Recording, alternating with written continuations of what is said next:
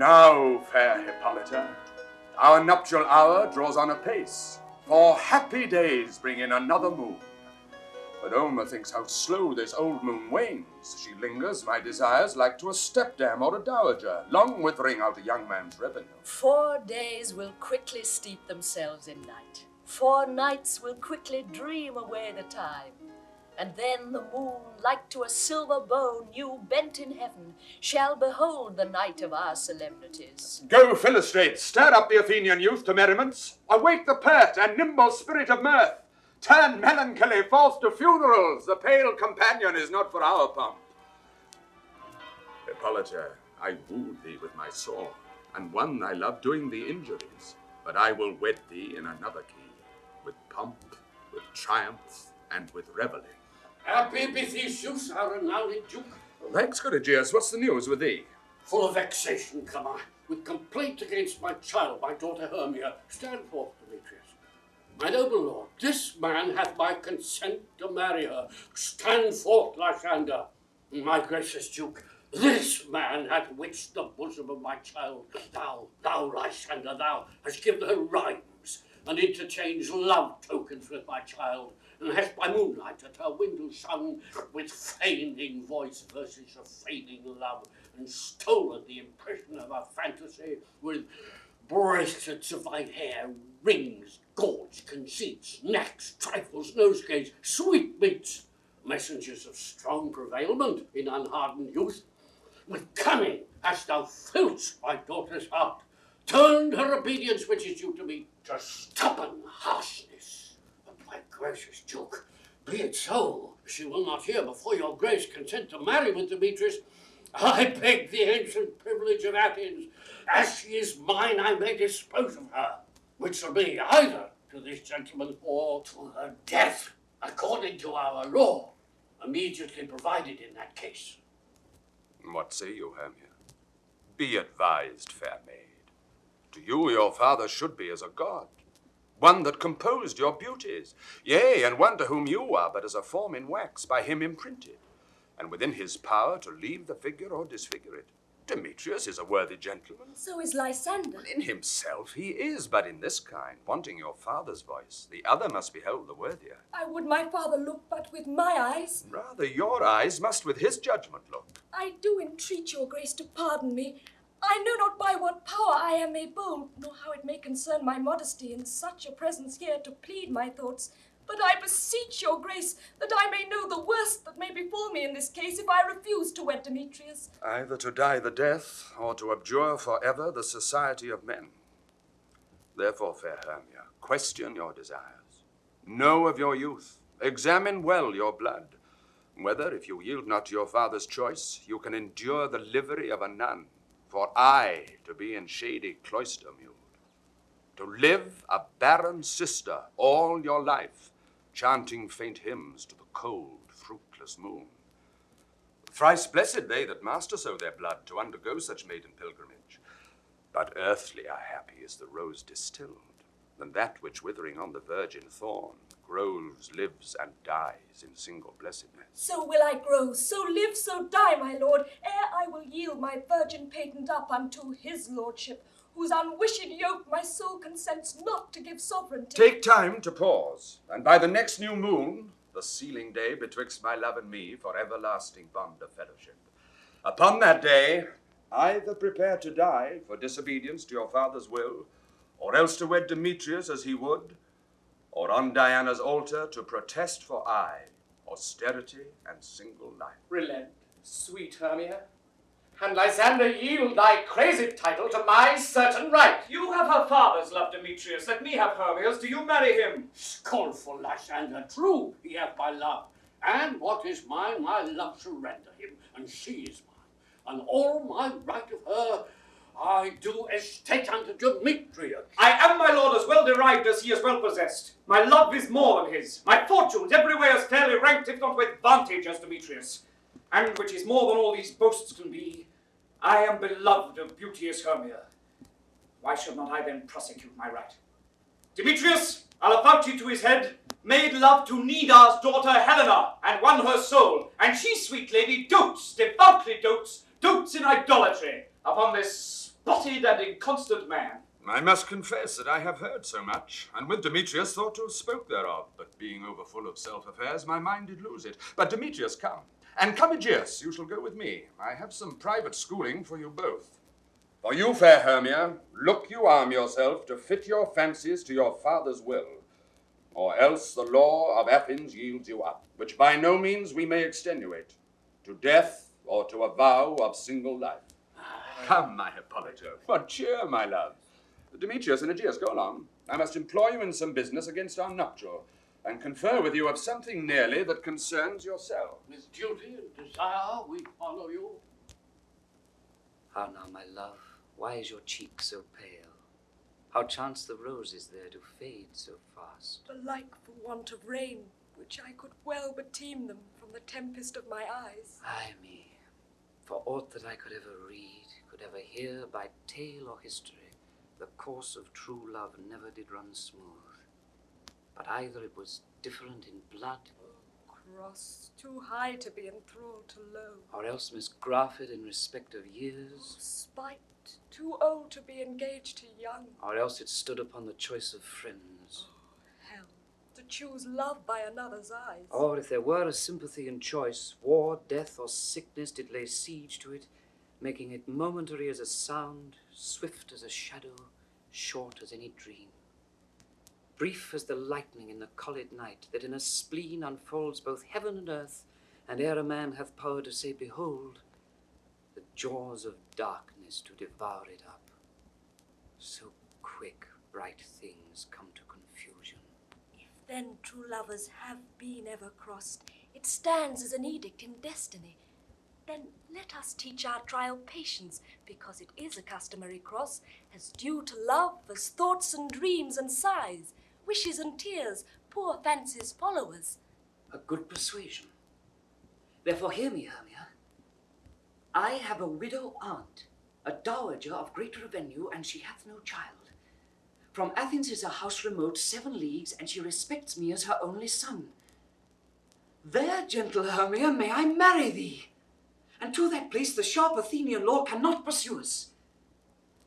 If thou lovest me then, steal forth thy father's house tomorrow night, and in the wood, a league without the town, where I did meet thee once with Helena to do observance to a morn of May, there will I stay for thee. My good Lysander, I swear to thee, by Cupid's strongest bow, by his best arrow with the golden head, by the simplicity of Venus' doves, by that which knitteth souls and prospers loves, and by that fire which burned the Carthage queen, when the false Troyan under sail was seen, by all the vows that ever men have broke, in number more than ever woman spoke, in that same place thou hast appointed me, tomorrow truly will I meet with thee. Keep promise, love. Look, here comes Helena. Godspeed, fair Helena. Whither away? Call you me fair? That fair again unsay. Demetrius loves your fair. Oh, happy fair. Your eyes are lodestars, and your tongue's sweet air more tunable than lark to shepherd's ear when wheat is green, when hawthorn buds appear. Sickness is catching. Oh, a favour so, yours would I catch, fair Hermia, ere I go. My ear should catch your voice, my eye, your eye. My tongue should catch your tongue's sweet melody. Were the world mine, Demetrius being baited, the rest I'd give to be to you translated. Oh, teach me how you look, and with what art you sway the motion of Demetrius' heart. I frown upon him, yet he loves me still. Oh, that your frowns would teach my smile such skill. I give him curses, yet he gives me love. Oh, that my prayers could such affection move. The more I hate, the more he follows me. The more I love, the more he hateth me. His folly, Helena, is no fault of mine. None but your beauty. Would that fault were mine. Take comfort. He no more shall see my face. Lysander and myself will fly this place. Before the time I did Lysander see, seemed Athens as a paradise to me. Oh, then, what graces in my love do dwell, that he hath turned a heaven unto a hell. Helen, to you our minds we will unfold. Tomorrow night, when Phoebe doth behold her silver visage in the watery glass, decking with liquid pearl the bladed grass, a time that lovers' flights doth still conceal. Through Athens' gates have we devised to steal.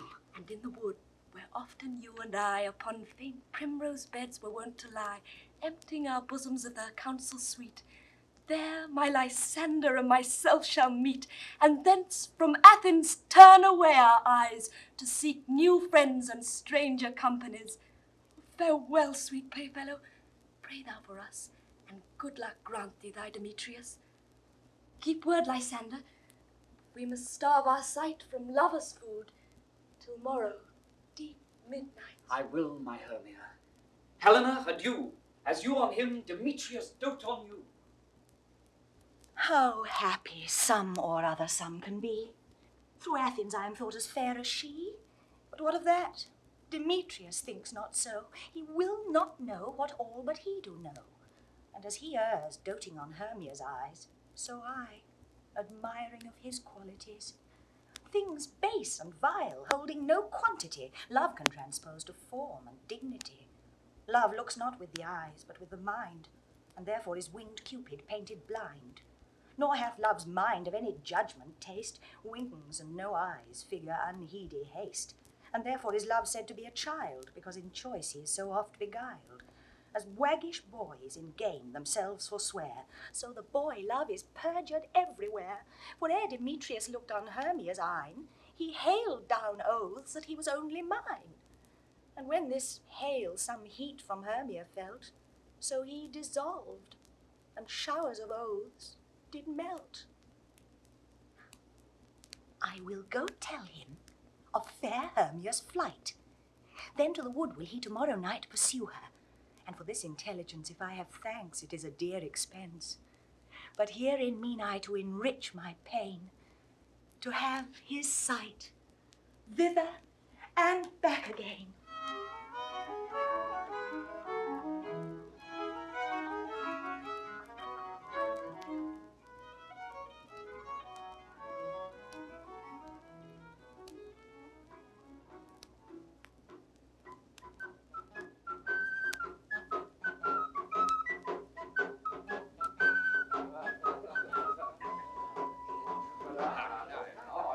Is all our company here? You are best to call them generally, man by man, according to the script. Here is the scroll of every man's name which is thought fit through all Athens to play in our interlude before the Duke and Duchess on his wedding day at night. First, good Peter Quince, say what the play treats on, then read the names of the actors, and so go to a point. Marry, our play is the most lamentable comedy and most cruel death of Pyramus and Thisbe. A very good piece of work, I assure you, and a merry. Now, good Peter Quince, call forth your actors by the scroll. Masters, spread yourselves. Answer as I call you. Nick Bottom the Weaver. Ready? Name what part I am for and proceed. You, Nick Bottom, are set down for Pyramus. What is Pyramus? A lover or a tyrant? A lover that kills himself most gallant for love. Oh, that will ask some tears in the true performing of it. If I do it, let the audience look to their eyes. I will move tall. I will condole in some measure. To the rest, yet my chief humour is for a tyrant. I could play Hercules rarely, or a part of Terracatin to make all split, the raging rocks and shivering shocks shall break the locks of prison gates, and Fibbers' car shall shine from far, and make and mar the foolish fate. Oh, this was lofty.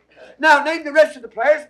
This is Hercules' vein, a tyrant's vein. A lover is more condoling. Francis Flute to Bellows Mender. Here, Peter Quince. Flute, you must take Thisbe on you. What is Thisbe? A wandering knight? It is the lady that Pyramus must love. Nay, faith, not let me play a woman. We'll have a beard come in. That's all one. You shall play it in a mask, and you may speak as small as you will. And I may hide my face. Let me play Thisbe too. I'll speak in a monstrous little voice. Oh, oh Pyramus, my lover dear, thy Thisbe dear, and lady dear.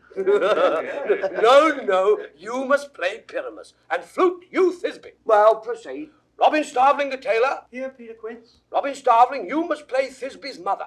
Tom Snout the tinker. Here, Peter Quince. You Pyramus's father. Myself Thisbe's father. Snug the joiner. Here. You the lion's part. And I hope there's a play fitted. Have you the lion's part written? pray you, if it be, give it me, for I am slow of study. You may do it extempore, for it is nothing but roaring. Oh, let me play the lion too. I will roar that I would do any man's heart good to hear me. I will roar that I will make the Duke say, let him roar again, let him roar again.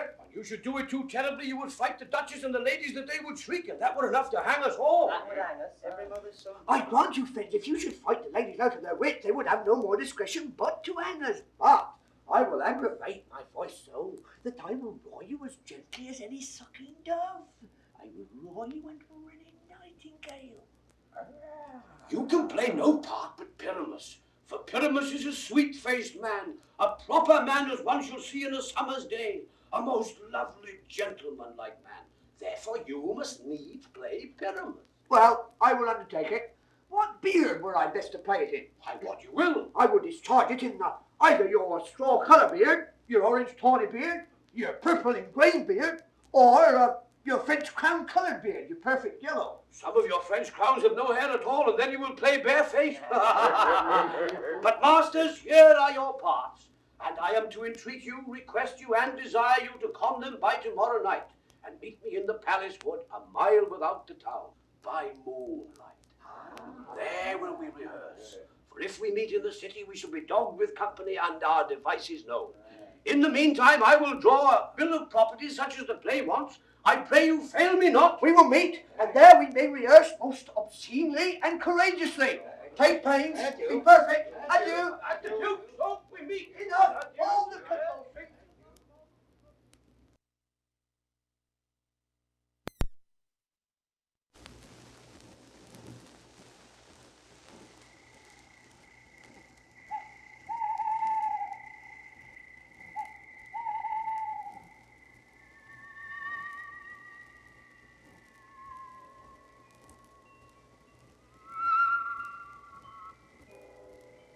Now, Spirit, whither wander you? Over hill, over dale, through a bush, through a briar, over park, over pale, through a flood, through a fire. I do wander everywhere, swifter than the moon's spear. And I serve the fairy queen to dew her orbs upon the green. Cowslips tall her pensioners be, in their gold coats spots you see. Those be rubies, fairy favors. I must go seek some dewdrops here, and hang a pearl in every cowslip's ear. Farewell, thou love of spirits, I'll be gone. Our queen and all her elves come here anon. The king doth keep his revels here tonight. Take heed the queen come not within his sight. For Oberon is passing felon north, because that she, as her attendant, hath a lovely boy, stolen from an Indian king. She never heard so sweet a changeling. And jealous Oberon would have the child knight of his train, to trace the forests wild. But she perforce withholds the loved boy, crowns him with flowers, and makes him all her joy. Now they never meet in grove or green, by fountain clear or spangled starlight sheen, but they do square, that all their elves will fear, creeping to acorn cups and hide them there. Either I mistake your shape and making quite, or else you are that shrewd and knavish sprite called Robin Goodfellow. Are not you he that frights the maidens of the villagery, skim milk, and sometimes labor in the kern, and bootless make the breathless housewife churn, and sometime make the drink to bear no balm, mislead night wanderers laughing at their harm? Those that hobgoblin call you, and sweet Puck, you do their work, and they shall have good luck. Are not you he? Thou speak'st right. I am that merry wanderer of the night. I jest to Oberon and make him smile, when I a fat and bean-fed horse beguile, neighing in likeness of a filly foal, and sometime lurk I in a gossip's bowl, in very likeness of a roasted crab. And when she drinks, against her lips I bob, and on her with a dewlap pour the ale. The wisest down, telling the saddest tale, sometime for 3-foot storm mistaketh me. Then slip I from her bum, down double she, and tailor cries and falls into a cough, and then the whole choir hold their hips and laugh, and waxen in their mirth and knees and swear, a merry hour was never wasted there. But root fairy, here comes Oberon, and here my mistress. Would that he were gone.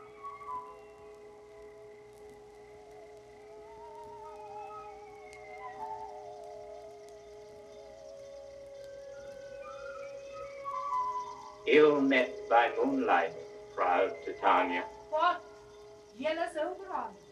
Fairest give hence. I have forsworn his bed and company. Tarry, rash wanton.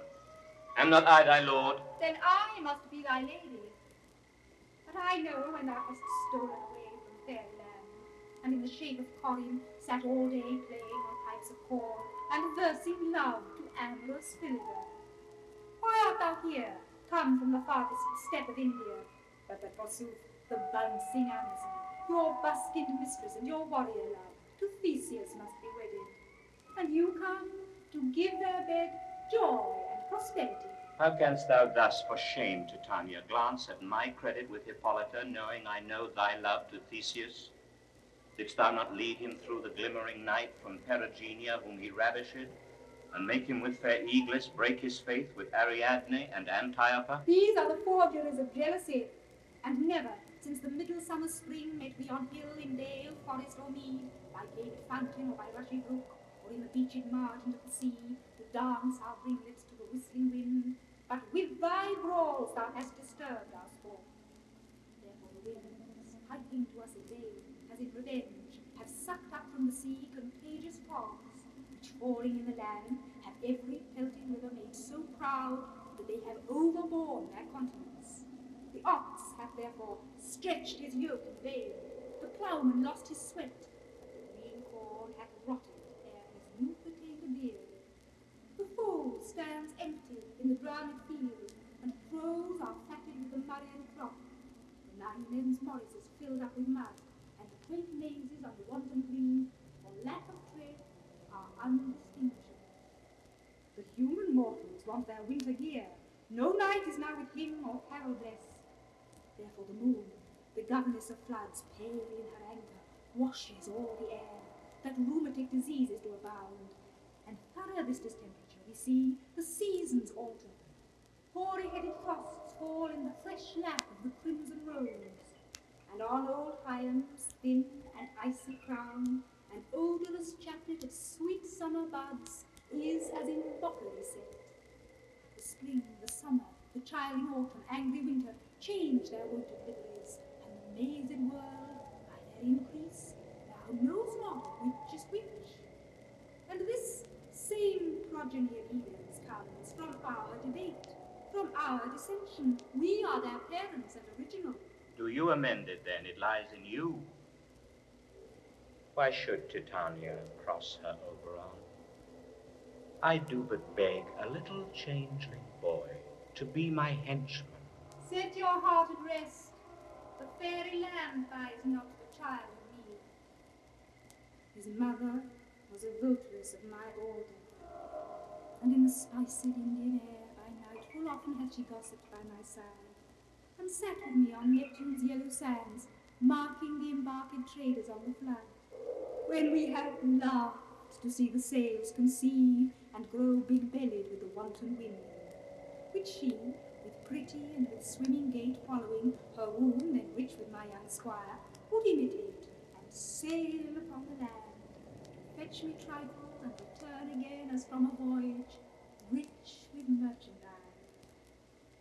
But she, being mortal, of that boy did die, and for her sake do I rear up her boy, and for her sake I will not part with him. How long within this wood intend you stay? Perchance, till after Theseus' wedding. If you will patiently dance in our round and see our moonlight revels, go with us. If not, shun me, and I will spare your horns. Give me that boy, and I will go with thee. Not for thy fairy kingdom. There is a way. We shall chide downright if I longer stay. Well, go thy way. Thou shalt not from this grove till I torment thee for this injury. My gentle Puck, come hither. Thou rememberest, since once I sat upon a promontory, and heard a mermaid on a dolphin's back, uttering such dulcet and harmonious breath, that the rude sea grew civil at her song, and certain stars shot madly from their spheres to hear the sea maid's music. I remember. That very time I saw, but thou couldst not, flying between the cold moon and the earth, Cupid, all armed. A certain aim he took at a fair vestal, throned by the west, and loosed his love shaft smartly from his bow, as it should pierce 100,000 hearts. But I might see young Cupid's fiery shaft quenched in the chaste beams of the watery moon, and the imperial votaress passed on in maiden meditation, fancy free. Yet marked I where the bolt of Cupid fell.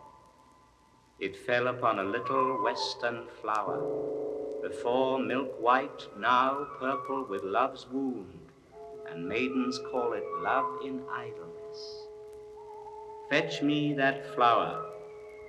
The herb I showed thee once, the juice of it on sleeping eyelids laid, will make or man or woman madly dote upon the next live creature that it sees.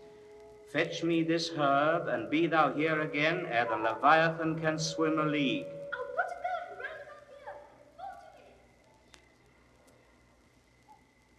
Having once this juice, I'll watch Titania when she is asleep, and drop the liquor of it in her eyes. The next thing then she waking looks upon, be it on lion, bear, or wolf, or bull, on meddling monkey, or on busy ape, she shall pursue it with the soul of love. And ere I take this charm from off her sight, as I can take it with another herb, I'll make her render up her page to me. But who comes here? Demetrius! I am invisible, and I will overhear their conference. I love thee not, therefore pursue me not. Where is Lysander? And fair Hermia, the one I'll slay, the other slayeth me. Thou toldst me they were stolen under this wood, and here am I, and woe within this wood, because I cannot meet my Hermia. Oh. Hence, get thee gone, and follow me no more. You draw me, you hard-hearted adamant, but yet you draw not iron, for my heart is true as steel. Leave you your power to draw, and I shall have no power to follow you. Do I entice you? Do I speak you fair? Or rather, do I not in plainest truth tell you I do not nor I cannot love you? And even for that do I love you the more. I am your spaniel, and Demetrius, the more you beat me, I will fawn on you. Use me but as your spaniel, spurn me, strike me, neglect me, lose me, only give me leave, unworthy as I am, to follow you.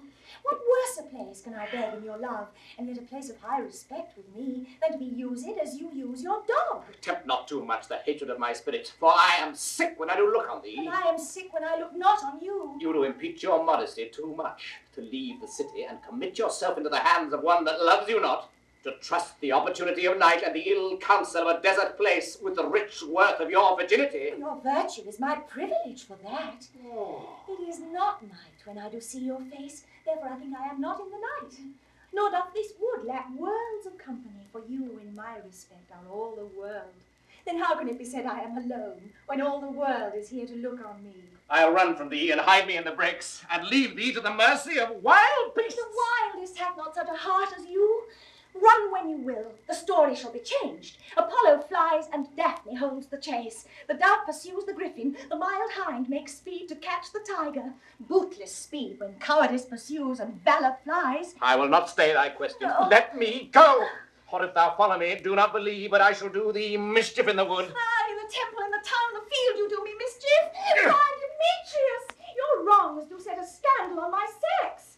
We cannot fight for love as men may do. We should be wooed, and we're not made to woo. I'll follow thee, and make a heaven of hell, to die upon the hand I love so well. Fare thee well, nymph. Ere he do leave this grove, thou shalt fly him, and he shall seek thy love. Welcome, wanderer. Hast thou the flower there? Aye, there it is. I pray thee give it me. I know a bank where the wild thyme blows, where ox slips and the nodding violet grows, quite over-canopied with luscious woodbine, with sweet musk roses and with eglantine. There sleeps Titania sometime of the night, lulled in these flowers with dances and delight. And there the snake throws her enameled skin, weed wide enough to wrap a fairy in. and with the juice of this I'll streak her eyes and make her full of fateful fantasies. Take thou some of it, and seek through this grove. A sweet Athenian lady is in love with a disdainful youth. Anoint his eyes, but do it when the next thing he espies may be the lady. Thou shalt know the man by the Athenian garments he hath on. Effect it with some care, that he may prove more fond on her than she upon her love. And look thou meet me ere the first cock crow. Fear not, my lord. Your servant shall do so.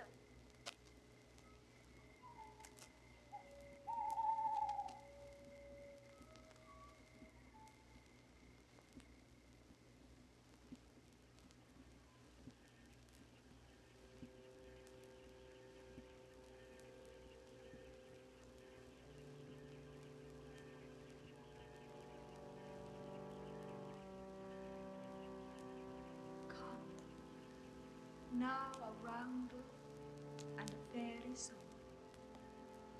Then,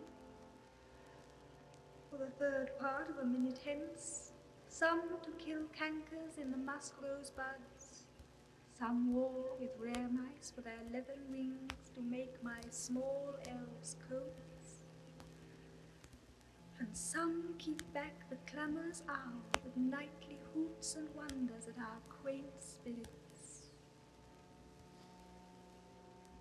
Sing me now asleep. Oh, then to your offices, and let me rest. You spotted snakes with double tongue, Thorny hedgehogs, be not seen. newts and blind worms do no wrong. Come not near our fairy queen. Philomel with melody. Sing in our sweet lullaby. Lullaby. Lullaby. Never harm, nor spell, nor charm. Come, our lovely lady nigh. So good night with lullaby. Weaving spiders, come not here. Hence, you long-legged spinners, hence. Beetles black, approach not near. Worm nor snail do no offense. Philomel with melody. Sing our sweet lullaby. Lullaby.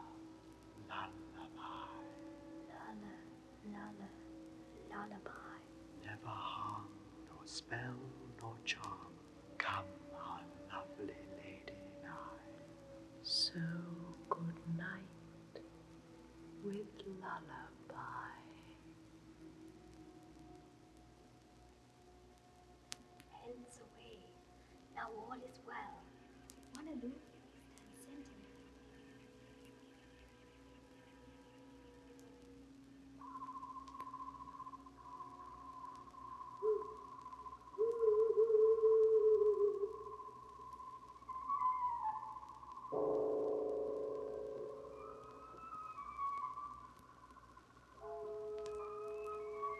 What thou seest when thou dost wake, do it for thy true love take. Love and languish for his sake, be it ounce or cat or bear, pard or boar with bristled hair.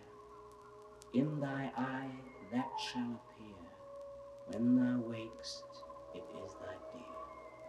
Wake when some vile thing is near.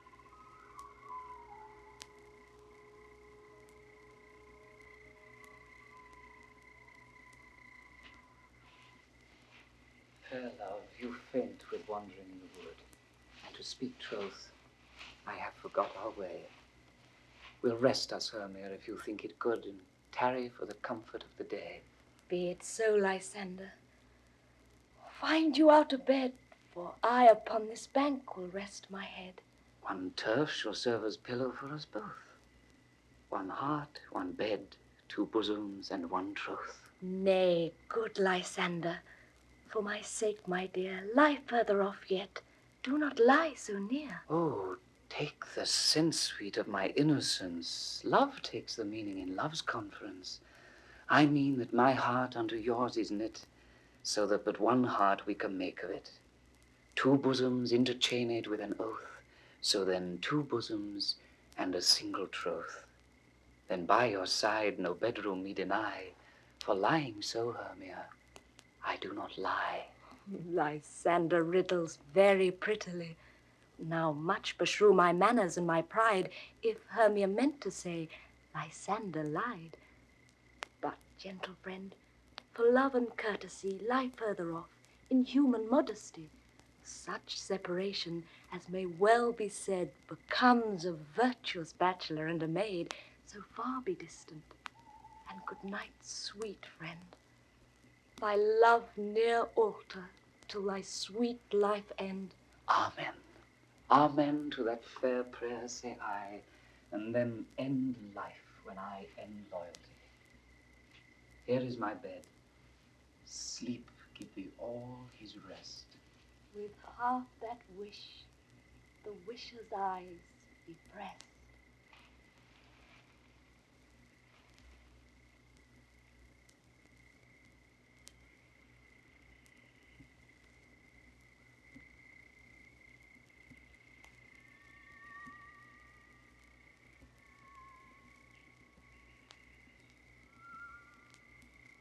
Through the forest have I gone, but Athenian found I none, from whose eyes I might approve this blast falls from stirring love. Night and silence. Who is here? Weeds of Athens he doth wear. This is he, my master said, despiseth the Athenian maid. And here the maiden, sleeping sound on the dank and dirty ground. Pretty soul, she durst not lie near this lack-love, this kill courtesy. Churl, upon thy eyes I throw all the power this charm doth owe. When thou wakest, let love forbid sleep his seat on thy eyelid. So awake when I am gone, for I must now to Oberon.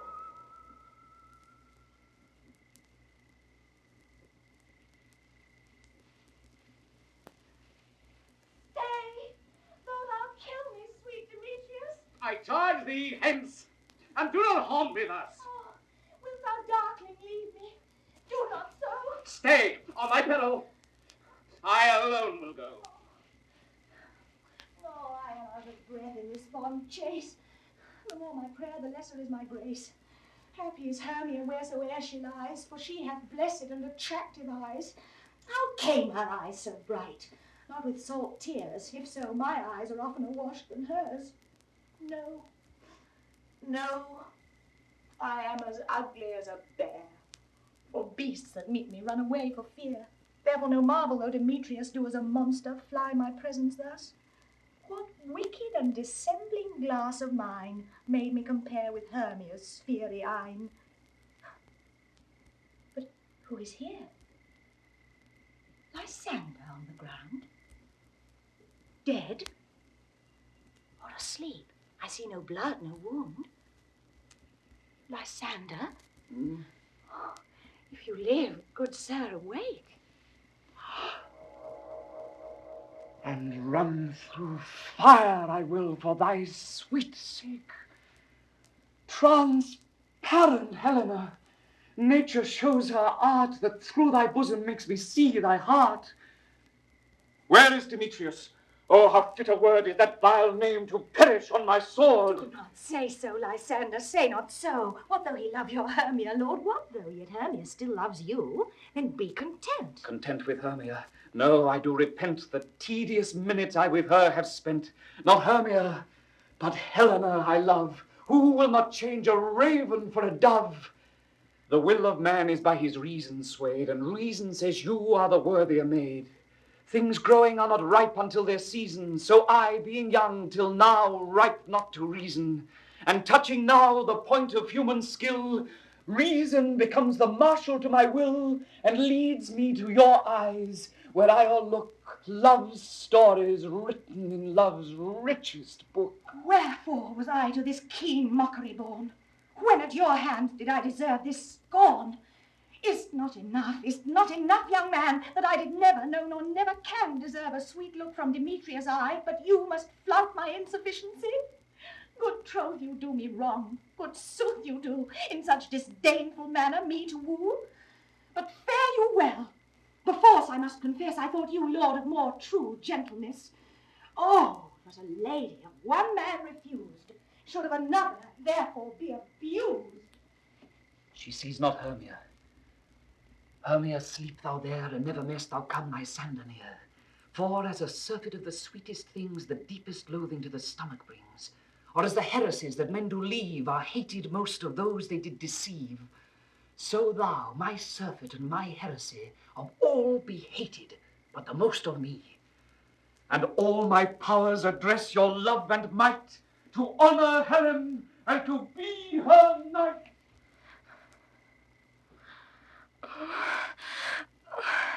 Help me, Lysander, help me.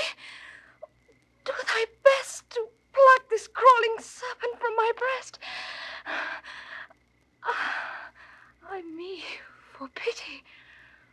Oh, what a dream was here. Oh, Lysander, look how I do quake with fear. Methought a serpent ate my heart away, and you sat smiling at his cruel prey. Lysander? Removed? Lysander! Lord! What out of hearing? Gone? No sound, no word. Alack, where are you? Speak, and if you hear, speak of all loves. Oh, I swoon almost with fear.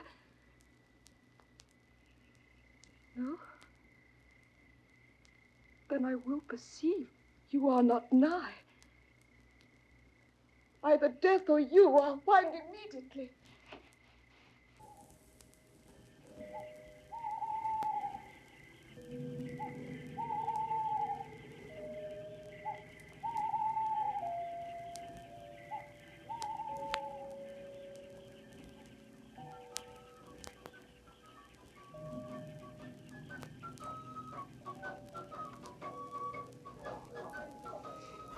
How are you all met? Pat, and here's a marvellous convenient place for our rehearsal. This green plot shall be our stage, this hawthorn brake our tiring house, and we will do it in action as we will do it before the Duke. Peter Quince, What sayest thou, bully bottom? there are things in this comedy of Pyramus and Thisbe that will never please. Eh? First, Pyramus must draw a sword to kill himself, which the ladies cannot abide. How answer you that? Arlekin, a parlous fear. I believe we must leave the killing out when all is done. Not a whit. I have a device to make all well. Write me a prologue, and let the prologue seem to say we will do no harm with our swords, and that Pyramus is not killed indeed. And for the more better assurance, tell them that I, Pyramus, am not Pyramus, but Bottom the Weaver. This will put them out of fear. Well, we will have such a prologue, and it shall be written in 8 and 6. No, make it 2 more. Let it be written in 8 and 8. Will not the ladies be afeard of the lion? I fear it, I promise you. But masters, you ought to consider with yourselves. To bring in God's shield as a lion among ladies is a most dreadful thing, for there is not a more fearful wild fowl than your lion living, and we ought to look to it. Therefore, another prologue must tell he is not a lion. Nay, you must name his name, and half his face must be seen through the lion's neck, and he himself must speak through, saying thus or to the same effect, ladies, or fair ladies, I would wish you, or I would request you, or I would entreat you not to fear, not to tremble, my life for yours. If you think I come hither as a lion, it were pity of my life. No, I am no such thing. I am a man as other men are. And there indeed, let him name his name and tell them plainly he's Snug the joiner. Well, it shall be so, but there is 2 hard things. That is, to bring the moonlight into a chamber, for you know Pyramus and Thisbe meet by moonlight. Doth the moon shine? That night we play our play. Oh, a calendar, a calendar. Look in the almanac. Find out, moonshine, find out, moonshine. Yes, it does shine that night. Why, then, may you leave a casement of the great chamber window where we play open, and the moon may shine in at the casement. Aye, or else one must come in with a bush of thorns and a lantern and say he comes to disfigure or to present the person of moonshine. Then there is another thing. We must have a wall in the great chamber. For Pyramus and Thisbe says the story did talk through the chink of a wall. You can never bring in a wall. What say you, Bottom? Some man or other must present wall, and let him have some plaster or some loam or some rough cast about him to signify wall. Let him hold his fingers thus, and through that cranny shall Pyramus and Thisbe whisper. If that may be, then all is well. Come, sit down, every mother's son, and rehearse your parts. Pyramus, you begin. When you've spoken your speech, enter into that break. And so, everyone according to his cue. What elven homespuns have we swaggering here, so near the cradle of the fairy queen? What? A play toward? I'll be an auditor, an actor too, perhaps, if I see cause. Speak, Pyramus! Thisbe, stand forth. Thisbe, the flowers have odious savour sweet. Odious, odorous. Odorous. Savour sweet. So hath thy breath, my dearest Thisbe dear. But how, boy? Say thou but here a while, and by I will to thee appear. A stranger Pyramus than e'er played here. Must I speak now? Aye, marry must you, for you must understand he goes but to see a noise that he heard and is to come again. Most radiant Pyramus, most lily-white of hue, of colour like the red rose on triumphant briar, most frisky juvenile and eke most lovely dew, as true is horse and yet would never tire, I'll meet thee, Pyramus, at Ninny's tomb. Nina's tomb, man. Why, you must not speak that yet. That you answer to Pyramus. You speak all your part at once, cues and all. Pyramus, enter. Your cue is past. It is never tired. As true is horse and yet would never tire.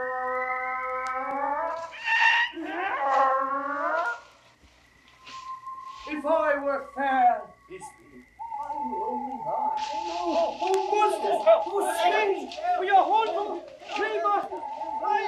I'll follow you. I'll lead your boat around. Through bog, through bush, through brake, through briar. Sometime a horse I'll be, sometime a hound. A hog, a headless bear, sometime a fire. And neigh and bark and grunt and roar and burn. Like horse, hound, hog, bear, fire at every turn. Why do they run away? This is a knavery of them to make me afeard. Oh, Bottom, thou art changed. What do I see on thee? What do you see? You see an asset of your own, do you? Oh, bless thee, Bottom, bless thee. Thou art translated. I see their knavery. This is to make an ass of me, to fright me if they could. But I will not stir from this place, do what they can. I will walk up and down here, and I will sing that they shall hear I am not afraid. The moons of cock so black of hue, with orange tawny bill, the throstle with his note so true, the wren with little quill. What angel wakes me from my flowery bed? Whose note full many a man doth mark, and dares not answer nay. Indeed, who will set his wit to so foolish a bird? Who will give a bird the lie, though he cry cuckoo never so? I pray thee, gentle mortal, sing again. Hey. Mine ear is much enamoured of thy note. Hey. So is mine eye enthralled to thy shape, and thy fair virtue's force, perforce, doth move me on the first view to say, to swear, I love thee. Oh. Methinks, mistress, you should have little reason for that. And yet, to say the truth, reason and love keep little company together nowadays. the more the pity that some honest neighbours would not make them friends. Nay, I can cleek upon occasion. Thou art as wise as thou art beautiful. Not so neither. But if I have wit enough to get out of this wood, I have enough to serve mine own turn. Out of this wood, do not desire to go. Thou shalt remain here, whether thou wilt or no. I am a spirit of no common rate. The summer still doth tend upon my state, and I do love thee, therefore go with me. I'll give thee fairies to attend on thee, and they shall fetch thee jewels from the deep, and sing while thou on pressed flowers dost sleep. And I will purge thy mortal grossness so, that thou shalt like an airy spirit go. Peas blossom, cobweb, moth, mustard seed. And I. Where shall we go? Be kind and courteous to this gentleman. Hop in his walks and gambol in his eyes. Feed him with apricots and dewberries, with purple grapes, green figs, and mulberries. The honey bags steal from the humble bees, and for night tapers crop their waxen thighs, and light them at the fiery glowworm's eyes, to have my love to bed and to arise, and pluck the wings from painted butterflies, to fan the moonbeams from his sleeping eyes. Nod to him, elves, and do him courtesies. Hail, mortal. Hail. I cry your worship's mercy heartily. I beseech your worship's name. Cobweb. Oh, I should desire you with more acquaintance, good Master Cobweb. If I cut my finger, I shall make bone with you. Your name, honest gentleman. I pray you commend me to Mistress Squash, your mother, and to Master Peascod, your father. Good Master Peasblossom, I should desire of you more acquaintance too. Your name, I beseech you, sir. Good Master Mustard Seed, I know your patience well. That same cowardly giant like Oxbeast has devoured many a gentleman of your house. I promise you your kindred hath made my eyes water ere now. I desire you more acquaintance, good Master Mustard Seed. Come, wait upon him, lead him to my bower. The moon, methinks, looks with a watery eye, and when she weeps, weeps every little flower, lamenting some enforced chastity. Tie up my love's tongue, bring him silently.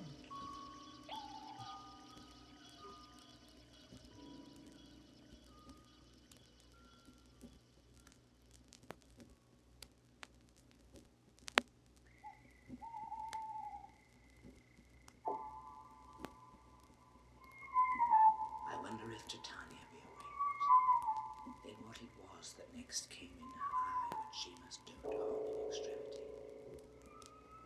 Here comes my messenger. How now, mad spirit?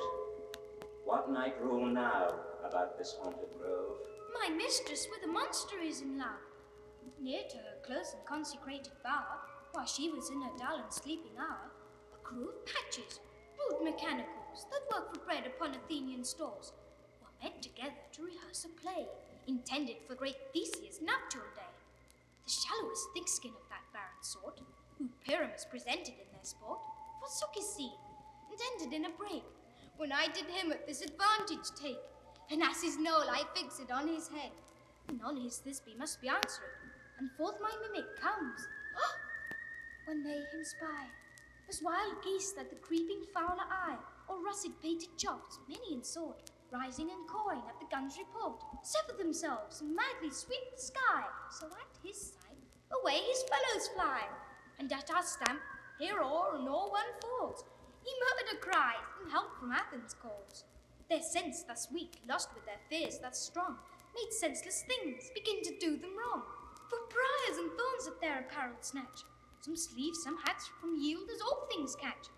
I led them on in this distracted fear, and left sweet Pyramus translated them, when in that moment, so it came to pass, Titania waked, and straightway loved and asked. This falls out better than I could devise. But hast thou yet latched the Athenian's eyes with the love juice as I did bid thee do?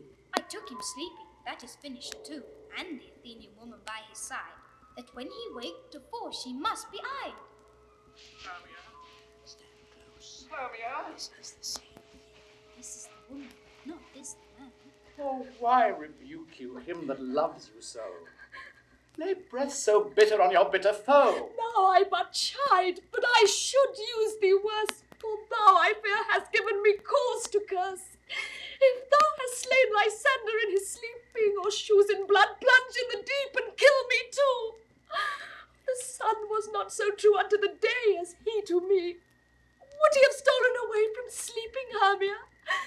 I'll believe as soon this whole earth may be bored, and that the moon may through the centre creep, and so displease her brothers noontide with the antipodes. It cannot be but thou hast murdered him. So should a murderer look, so dead, so grim. So should the murdered look, and so should I, pierced through the heart with your stern cruelty.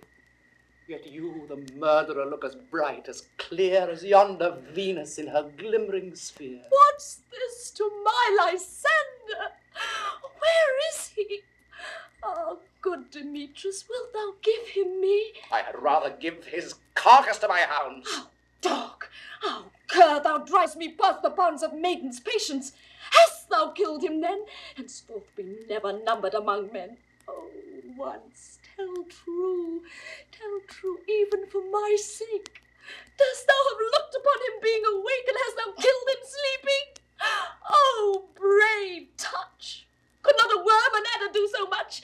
An adder did it, for with doubler tongue than thine, thou serpent, never adder stung. You spend your passion on a misprized mood. I am not guilty of Lysander's blood, nor is he dead, for aught that I can tell. I pray thee, tell me then that he is well. And if I could, what should I get therefore? A privilege, never to see me more. And from thy hated presence part I so. See me no more, whether he be dead or no. There is no following her in this fierce vein. Here, therefore, for a while I will remain. So sorrow's heaviness doth heavier grow, for death that bankrupt sleep doth sorrow owe, which now in some slight measure it will pay, if for his tender here I make some stay.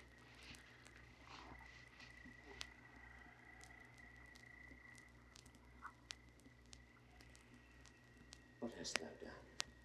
Thou hast mistaken quite, and laid the love juice on some true love's sight. Of thy misprision must perforce ensue some true love turn, and not a false turn true. Then fatal rules, that one man holding troth, a million fail, confounding oath on oath. About the wood, go swifter than the wind, and Helena of Athens look thou find. All fancy sick she is, and pale of cheer, with sighs of love that costs the fresh blood dear. By some illusion see thou bring her here. I'll charm his eyes against she do appear. I go, look how I go, swifter than arrow from the Tartar's bow.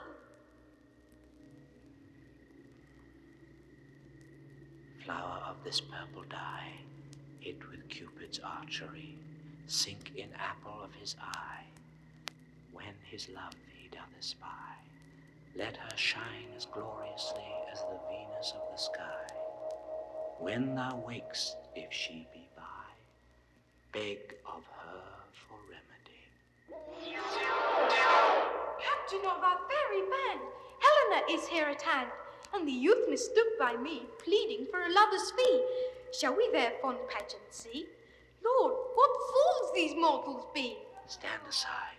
The noise they make will cause Demetrius to awake. Then will two at once woo one. That must needs be sport alone. And those things do best please me, that befall preposterously.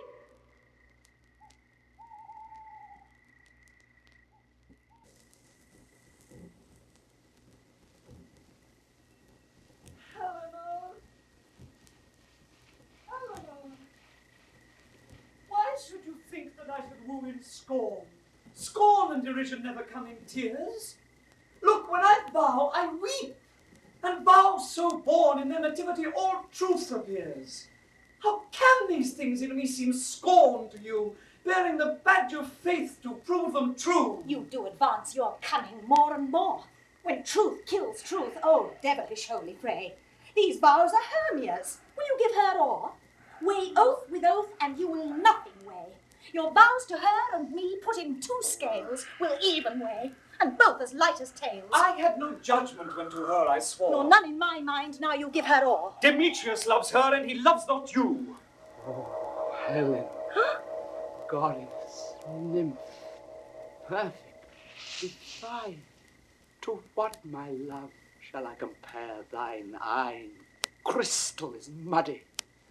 Oh, how ripe in show thy lips those kissing cherries tempting grow. That pure congealed white, high Taurus snow, fanned with the eastern wind, turns to a crow when thou hold'st up thy hand. Oh, let me kiss this princess of pure white, this sea bliss. Oh, spite! Oh, hell! I see you all are bent to set against me for your merriment. If you were civil and knew courtesy, you would not do me thus much injury. Can you not hate me as I know you do, but you must join in souls to mock me too? If you were men, as men you are in show, you would not use a gentle lady so to vow and swear and superpraise my parts, when I am sure you hate me with your hearts. You both are rivals and love Hermia, and now both rivals to mock Helena. A trim exploit, a manly enterprise, to conjure tears up in a poor maid's eyes with your derision. None of noble sort would so offend a virgin and extort a poor soul's patience, all to make you sport. You are unkind, Demetrius, be not so, for you love Hermia, this you know I know. And here, with all goodwill, with all my heart, in Hermia's love I yield you up my part. And yours of Helena to me bequeath, whom I do love and will do till my death. Never did mockers waste more idle breath. Lysander, keep thy Hermia, I will none. If e'er I loved her, all that love is gone, my heart to her, but as guestwise sojourned, and now to Helen is it home returned, there to remain. Helen, it is not so. Disparage not the faith thou dost not know, lest to thy peril thou abide it dear. Lysander! Look where thy love comes, yonder is thy dear. Dark night, but from the eye his function takes, the ear more quick of apprehension makes, wherein it doth impair the seeing sense, it pays the hearing double recompense. Thou art not by mine eye, Lysander, found, mine ear, I thank it, brought me to thy sound. But why unkindly didst thou leave me so? Why should he stay whom love doth press to go? What love could press Lysander from my side? Lysander's love that would not let him bide, fair Helena, who more engilds the night than all yon fiery O's and eyes of light. Why seek'st thou me? Could not this make thee know the hate I bear thee made me leave thee so? You speak not as you think, it cannot be. No, she is one of this confederacy. Now I perceive they have conjoined all 3 to fashion this false sport in spite of me. Injurious Hermia, most ungrateful maid, have you conspired, have you with these contrived to bait me with this foul derision? Is all the counsel that we 2 have shared, the sisters' vows, the hours that we have spent when we have chid the hasty-footed time for parting us, oh, is all forgot? All school days' friendship, childhood innocence? We, Hermia, like 2 artificial gods, have with our needles created both one flower, both on one sampler, sitting on one cushion, both warbling of one song, both in one key, as if our hands, our sides, voices, and minds had been incorporate. So we grew together like to a double cherry, seeming parted, but yet an union in partition, 2 lovely berries moulded on one stem. So with 2 seeming bodies, but one heart, 2 of the first like coats in heraldry, due but to one, and crown it with one crest. And will you rend our ancient love asunder to join with men in scorning your poor friend? It is not friendly, 'tis not maidenly. Our sex, as well as I may chide you for it, though I alone do feel the injury. I am amazed at your passionate words. I scorn you not. It seems that you scorn me. Have you not set Lysander as in scorn to follow me, and praise my eyes and face, and made your other love, Demetrius, who even but now did spurn me with his foot, to call me goddess, nymph, divine and rare, precious, celestial? Wherefore speaks he this to her he hates? And wherefore doth Lysander deny your love, so rich within his soul, and tender me, forsooth, affection, but by your setting on, by your consent? What though I be not so in grace as you, so hung upon with love, so fortunate, but miserable most to love unloved? This you should pity rather than despise. I understand not what you mean by this. I do. Persever, counterfeit sad looks, make mouths upon me when I turn my back, wink at each other, hold the sweet jest up, This sport well carried shall be chronicled. If you have any pity, grace, or manners, you would not make me such an argument. But fare you well. 'Tis partly my own fault, which death or absence soon shall remedy. Stay, gentle Helena, hear my excuse. My love, my life, my soul, fair Helena. Oh, excellent. Sweet, do not scorn her so. If she cannot entreat, I can compel. Thou canst compel no more than she entreats. Thy threats have no more strength than her weak prayers. Helen, I love thee, by my life I do. I swear by that which I will lose for thee to prove him false that says I love thee not. I say I love thee more than he can do. If thou say so, withdraw and prove it too. Quick, come. Lysander, where to tends all this? Away you, Ethiop. No, he seemed to break loose. Take on as you would follow, and yet come not. You are a tame man. Go. Hang up, thou cat, thou bird, vile thing, let loose, or I will shake thee from me like a serpent. Why are you grown so rude? What change is this sweet love? Thy love? Out, tawny Tartar, out! Out, loathed medicine, hated potion, head! Do you not jest? Yes, sooth, and so do you. Demetrius, I'll keep my word with thee. I would I had your bond, for I perceive a weak bond holds Oh. you. I'll not trust your word. What, shall I hurt her, strike her, kill her dead? Although I hate her, I'll not harm her so. What? Can you do me greater harm than hate? Hate me wherefore? Oh me, what news, my love? Am not I Hermia? Am not you Lysander? I am as fair now as I was erewhile. Since night you loved me, yet since night you left me. Why then you left me? Oh, the gods forbid. In earnest, shall I say? I, by my life, and never did desire to see thee more. Therefore be out of hope, of question, of doubt. Be certain nothing truer. 'Tis no jest that I do hate thee and love Helena. Oh, me, you juggler, you canker blossom, you thief of love. What, have you come by night and stolen my love's heart from him? Fine, i'faith. Have you no modesty, no maiden shame, no touch of bashfulness? What, will you tear impatient answers from my gentle tongue? Fie, you counterfeit. You puppet, you. Puppet? Why so? Aye, that way goes the game. Now I perceive that she hath made compare between our statures. She hath urged her height, and with her personage, her tall personage, her height forsooth, she hath prevailed with him. And are you grown so high in his esteem because I am so dwarfish and so low?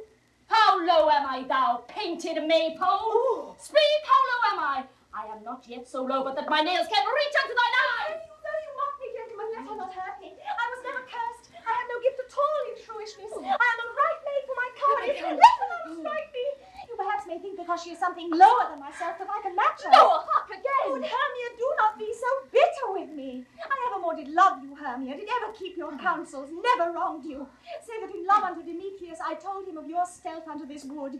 He followed you, for love I followed him. But he had chid me hence, and threatened me, to strike me, spurn me, nay, to kill me too.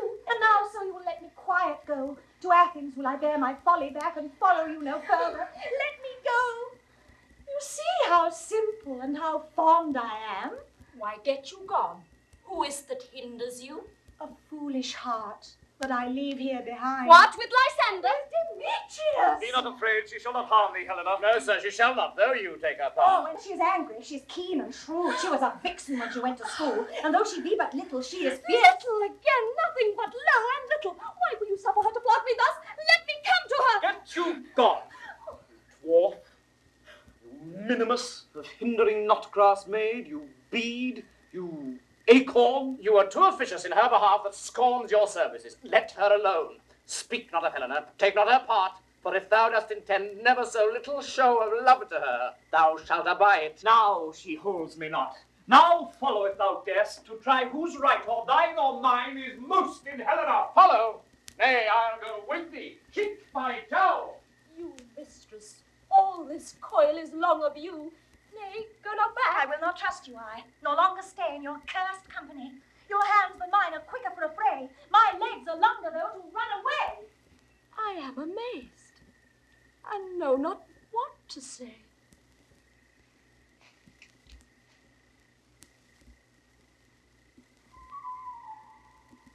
This is thy negligence. Still thou mistakest, or else commits thy neighbours wilfully. Speaking of shadows, I mistook. Did not you tell me I should know the man by the Athenian garments he had on? And so far blameless proves my enterprise. But I anointed an Athenian size, and so far am I glad it so did sort. As this their jangling, I esteem a sport. Thou seest these lovers seek a place to fight. High, therefore, Robin, overcast the night. The starry welkin cover thou anon with drooping fog as black as Acheron, and lead these testy rivals so astray as one come not within another's way. Like to Lysander sometime frame thy tongue, then stir Demetrius up with bitter wrong, and sometime rail thou like Demetrius, and from each other look thou lead them thus, till o'er their brows death counterfeiting sleep with leaden legs and batty wings doth creep. Then crush this herb into Lysander's eye, whose liquor hath this virtuous property, to take from thence all error with his might, and make his eyeballs roll with wonted sight. When they next wake, all this derision shall seem a dream and fruitless vision, and back to Athens shall the lovers wend, with league, whose date till death shall never end.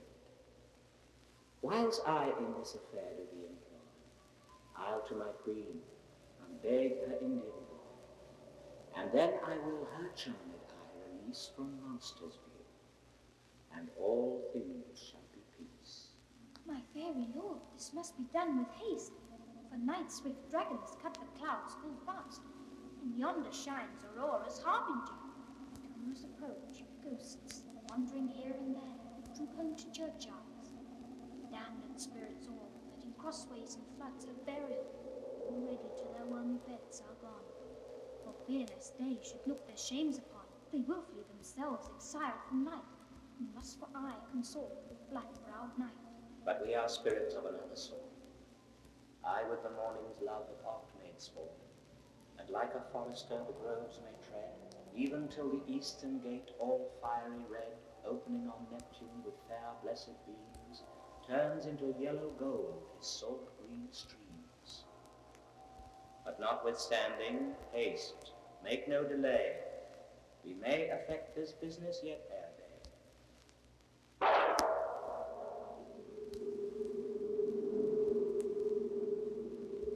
Up and down, I will lead them up and down. I am paid in field and town. Goblin, lead them up and down. Here comes one. Where art thou, proud Demetrius? Speak thou now. Here, villain, drawn and ready. Where art thou? I will be with thee straight. Follow me then to pay the brow. Lysander! Lysander! Speak again. Do thou run away, thou coward? Art thou fled? Speak. In some bush. Where dost thou hide thy head? Thou coward, art thou bragging to the stars, telling the bushes that thou look'st for wars, and wilt not come? Come, recreant, come, thou child, I'll whip thee with a rod. He's the fowl that draws the sword on thee. Yea, art thou fair? Follow my voice, will try no man to fear. Up and down, I will lead them up and down. Demetrius!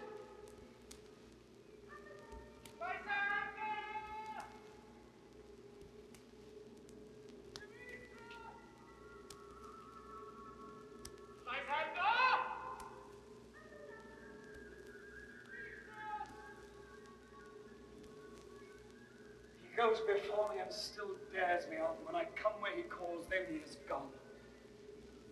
The villain is much lighter heeled than I. I followed fast, but faster he did fly. But fallen am I in dark, uneven way, and here will rest me. Come, thou gentle day, for if but once thou show me thy grey light, I'll find Demetrius and revenge this night.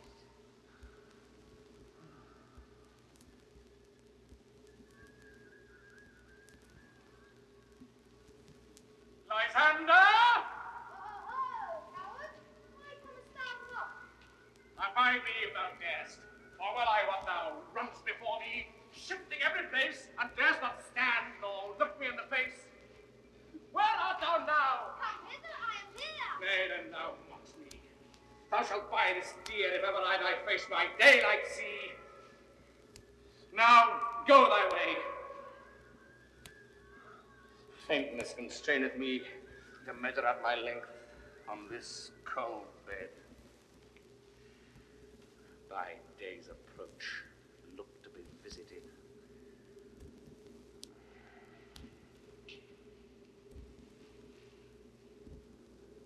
Oh, weary night. Oh, long and tedious night. Abate thy hours. Shine comforts from the east, that I may back to Athens by daylight, from these that my poor company detest. And sleep, that sometimes shuts up sorrow's eye. Steal me a while for mine own company. Never three. Come on, more. Two of both kinds makes up four. Here she comes, cursed and sad. Cupid is a knavish lad, thus to make poor females mad. Never so weary, never so in woe, dabbled with the dew and torn with briars. I can no further crawl, no further go. My legs can keep no pace with my desires. Here will I rest me till the break of day. Oh, heavens, shield Lysander, if they mean afraid.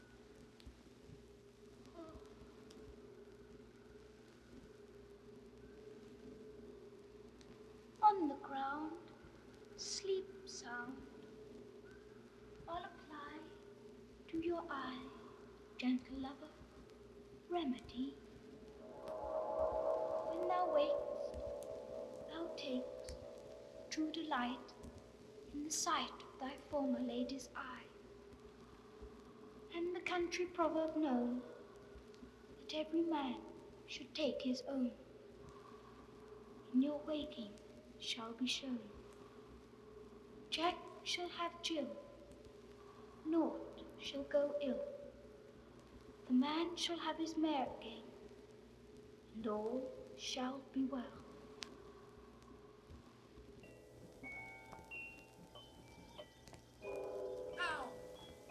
Sit thee down upon this flowery bed, while I thy amiable cheeks do coy, and stick musk roses in thy sleek, smooth head, and kiss thy fair, large ears, my gentle joy.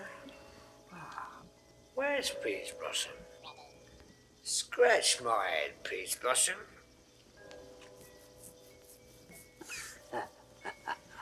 Oh. Where's Monsieur Cobweb? Monsieur Cobweb? Good Monsieur, get your weapons in your hand and kill me a red-hipped humblebee on the top of a thistle. And good Monsieur, bring me the honey bag. Do not fret yourself too much in the action, Monsieur. And good Monsieur, have a care the honey bag break not. I would be loath to have you overflow with the honey bag, Signor. Where's Monsieur Mustard Seed? Give me your knife, Monsieur Mustard Seed. Pray, leave your courtesy, good Monsieur. What's your will? Nothing, good Monsieur, but to help Cavalieri Cobweb to scratch. I must to the barber's, Monsieur, for methinks I am marvellous airy about the face. And I'm such a tender ass, if my hand do but tickle me, I must scratch. What? Wilt thou hear some music, my sweet love? I have a reasonable good ear in music. Let's have the tongs and the bones. Or say, sweet love, what thou desirest to eat. Truly, a peck of provender. I could munch your good dry oats. Methinks I have a great desire to a bottle of hay. Good hay, sweet hay hath no fellow. I have a venturous fairy that shall seek the squirrel's hoard and fetch thee new nuts. I'd rather have a handful or two of dry peas. But I pray you let none of your people stir me. I have an exposition of sleep come upon me. Sleep thou, and I will wind thee in my arms. Fairies be gone, and be always away. So doth the woodbine the sweet honeysuckle gently entwist. The female ivy so enrings the barky fingers of the elm. Oh, how I love thee, how I dote on thee.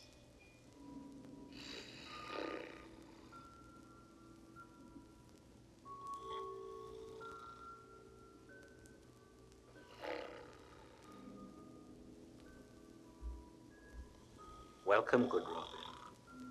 Seest thou this sweet sight? Her dotage now I do begin to pity.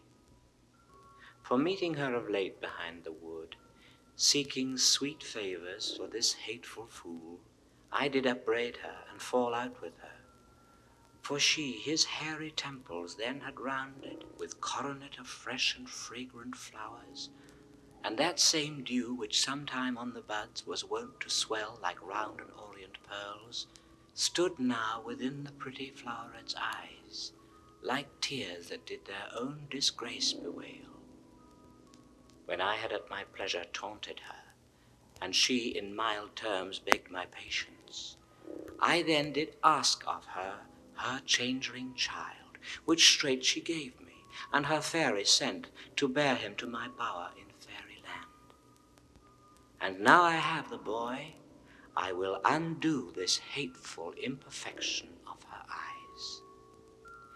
And gentle Puck, take this transformed scalp from off the head of this Athenian swain, that he awaking when the other do, may all to Athens back again repair, and think no more of this night's accidents, but as the fierce vexation of a dream. But first I will release the fairy queen. Be as thou wast wont to be, see as thou wast wont to see. Dian's bud or Cupid's flower hath such force and blessed power. Now, my Titania, wake you my sweet queen. My Oberon, what visions have I seen? Methought I was enamored of an ass. There lies your love. How came these things to pass? Oh, how mine eyes do loathe his visage now. Silence a while. Robin, take off this head. Titania, music call, and strike more dead than common sleep of all these 5 the sense. Music ho, music such as charmeth sleep. Now, when thou wakest, with thine own fool's eyes peep. Sound music. Come, my queen, take hands with me, and rock the ground whereon these sleepers be. Now thou and I are new in amity, and will tomorrow midnight solemnly dance in Duke Theseus' house triumphantly, and bless it to all fair prosperity. There shall the pairs of faithful lovers be, wedded with Theseus, all in jollity. Fairy king, attend and mark, I do hear the morning lark. Then, my queen, in silence sad, trip we after night's shade. We the globe can compass soon, swifter than the wandering moon. Come, my lord, and in our flight, tell me how it came this night that I, sleeping here, was found with these mortals on the ground.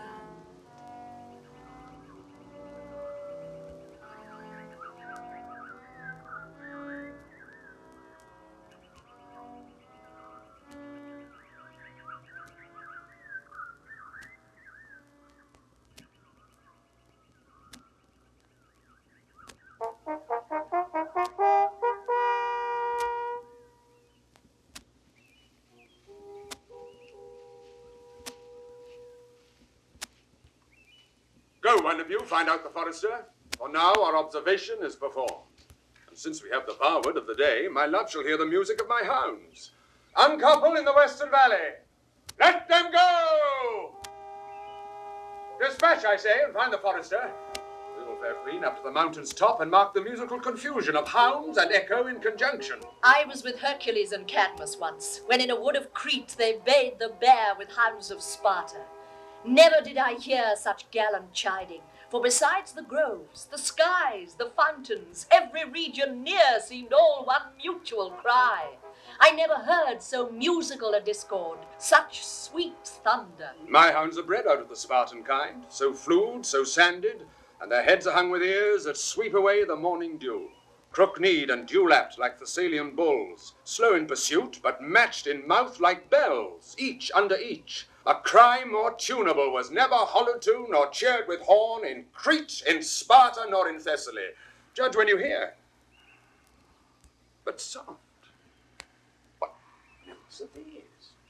My lord, this is my daughter here asleep. But this Lysander, this Demetrius is, this Helena. Only does Helena, I wonder if they're being here together. No doubt they rose up early to observe the rite of May, and hearing our intent came here in grace of our solemnity. But speak, Egeus, is not this the day that Hermia should give answer of her choice? It is, my lord. Go, bid the huntsmen wake them with their horns.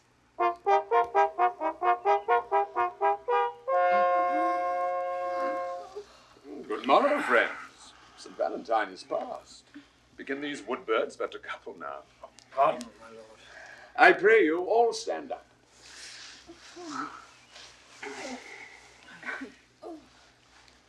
I know you two are rival enemies. How comes this gentle concord in the world, that hatred is so far from jealousy, to sleep by hate and fear no enmity?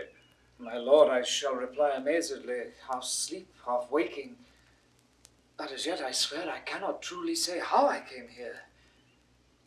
But as I think, for truly would I speak, and now I do bethink me so it is, I came with Hermia hither.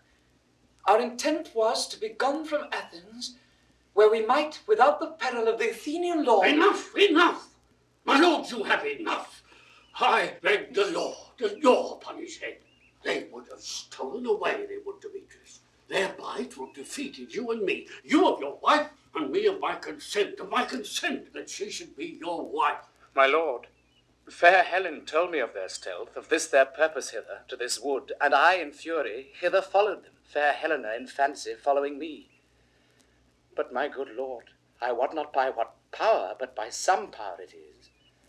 My love to Hermia, melted as the snow, seems to me now as the remembrance of an idle gaud, which in my childhood I did dote upon.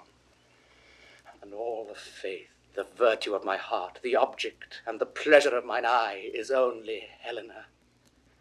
To her, my lord, was I betrothed ere I saw Hermia, but like in sickness did I loathe this food, but as in health, come to my natural taste, now do I wish it, love it, long for it, and will forevermore be true to it. Fair lovers, you are fortunately met. Of this discourse we more will hear anon. Egeus, I will overbear your will, for in the temple, by and by, with us, these couples shall eternally be knit. And for the morning now is something worn, our purpose hunting shall be set aside. Away with us to Athens, free and free. We'll hold a feast in great solemnity. Come, Hippolyta.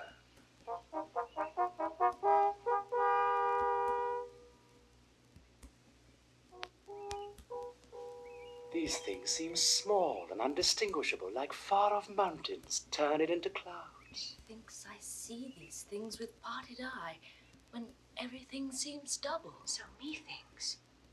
And I have found Demetrius like a jewel, mine own and not mine own. Are you sure that we are awake? It seems to me that yet we sleep, we dream. Do not you think the Duke was here, and bid us follow him? Yea, and my father. And Hippolyta. And he did bid us follow to the temple. Why, then we are awake. Let's follow him. And by the way, let us recount our dreams.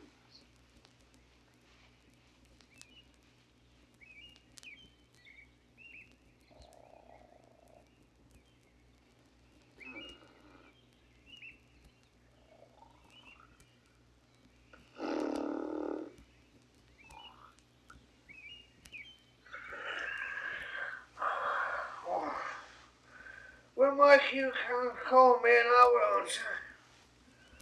My next is most fair Pyramus. Pretty Quince. Flute the bushman, Snout the tinker. Starveling. Gosh, my life. Stolen in and left me asleep. I have had a most rare vision. I've had a dream.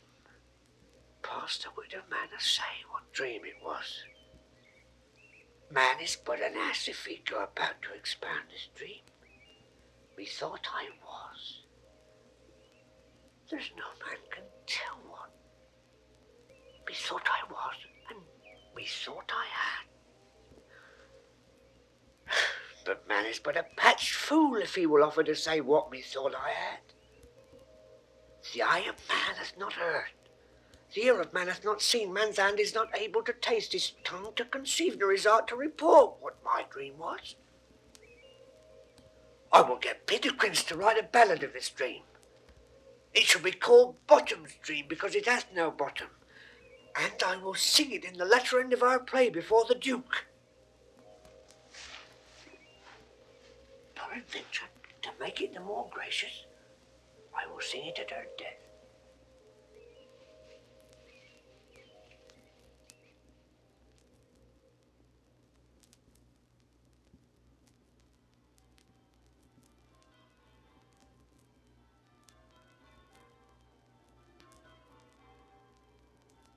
Have you sent to Bottom's house?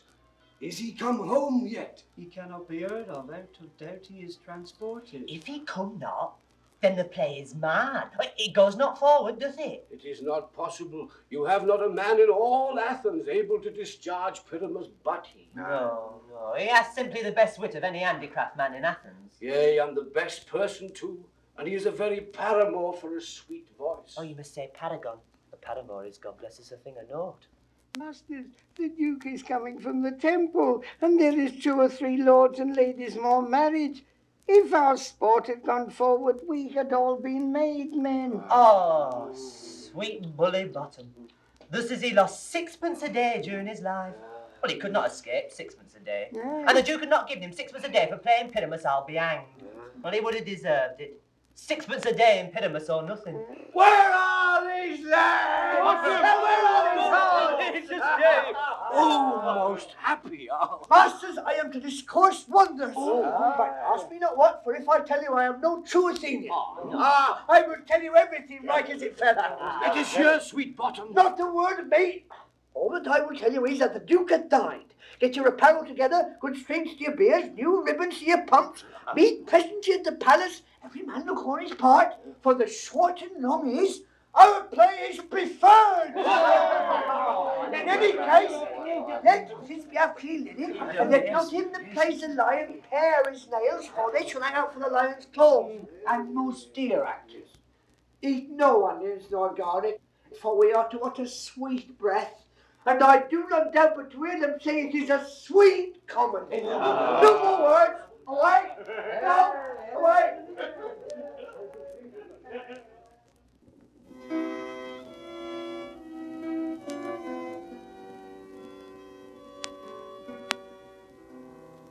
"'Tis strange, my Theseus, that these lovers speak of." More strange than true.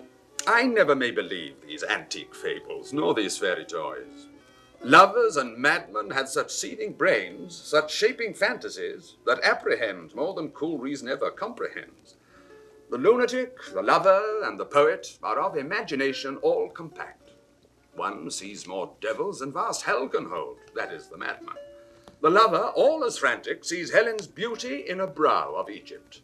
The poet's eye, in a fine frenzy rolling, doth glance from heaven to earth, from earth to heaven. And as imagination bodies forth the forms of things unknown, the poet's pen turns them to shapes, and gives to airy nothing a local habitation and a name. Such tricks has strong imagination, that if it would but apprehend some joy, it comprehends some bringer of that joy. Or in the night, imagining some fear, How easy is a bush supposed to bear? But all the story of the night told over, and all their minds transfigured so together, more witnesseth than fancy's images, and grows to something of great constancy. But howsoever, strange and admirable. Here come the lovers, full of joy and mirth. Joy, gentle friends, joy and fresh days of love accompany your hearts. More than to us wait in your royal walks, your board, your bed. Come now, what masks, what dances shall we have to wear away this long age of 3 hours between our after supper and bedtime? Where is our usual manager of mirth? What revels are in hand? Is there no play to ease the anguish of a torturing hour? Call Philostrate. Here, mighty Theseus. Say, what abridgment have you for this evening? What mask? What music? Well, how shall we beguile the lazy time, if not with some delight? There is a brief how many sports are ripe. Make choice of which your highness will see first. The battle with the centaurs, to be sung by an Athenian eunuch to the harp. Oh, well, none of that. That have I told my love in glory of my kinsman Hercules. The riot of the tipsy bacchanals, tearing the Thracian singer in their rage. That is an old device, and it was played when I from Thebes came last a conqueror. The thrice 3 muses, mourning for the death of learning, late deceased in beggary. That is some satire keen and critical, not sorting with the nuptial ceremony. A tedious brief scene of young Pyramus and his love Thisbe, very tragical mirth. Merry and tragical. Tedious and brief, that's hot ice and wondrous strange snow. Now, how shall we find the concord of this discord? A play there is, my lord, some 10 words long, which is as brief as I have known a play. But by 10 words, my lord, it is too long, which makes it tedious. For in all the play there is not one word apt, one player fitted. And tragical, my noble lord, it is, for Pyramus therein doth kill himself. Which when I saw rehearsed, I must confess, made mine eyes water. But more merry tears, the passion of loud laughter never shed. What are they that do play it? Hard-handed men that work in Athens here, which never laboured in their minds till now, and now have toiled their unbreathed memories with this same play against your nuptial. And we will hear it. No, my noble lord, it is not for you. I have heard it over, and it is nothing, nothing in the world, unless you can find sport in their intents, extremely stretched, and conned with cruel pain to do you service. I will hear that play, for never anything can be amiss when simpleness and duty tender it. Go bring them in, and take your places, ladies. I love not to see wretchedness all charged, and duty in his service perishing. My gentle sweet, you shall see no such thing. He says they can do nothing in this kind. The kind are we to give them thanks for nothing. Our sport shall be to take what they mistake. And what poor duty cannot do, noble respect takes it in might, not merit. Where I've come, great clerks have purposed to greet me with premeditated welcomes. Where I have seen them shiver and look pale, make periods in the midst of sentences, throttle their practiced accent in their fears, and in conclusion dumbly have broke off, not paying me a welcome, trust me, sweet. Out of this silence, yet, I picked a welcome. And in the modesty of fearful duty, I read as much as from the rattling tongue of saucy and audacious eloquence. Love, therefore, and tongue-tied simplicity, in least speak most to my capacity. So please your grace, the prologue is addressed. Let him approach.